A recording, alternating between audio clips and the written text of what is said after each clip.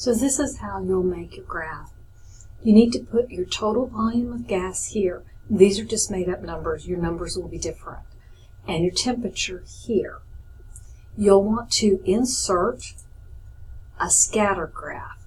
We're going to highlight the numbers that we're interested in and go over here to scatter. Insert a scatter plot with no lines.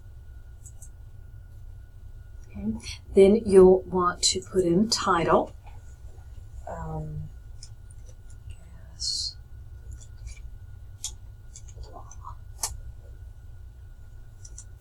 And we'll want to add axis titles. We'll want to put a trend line, and we'll want to know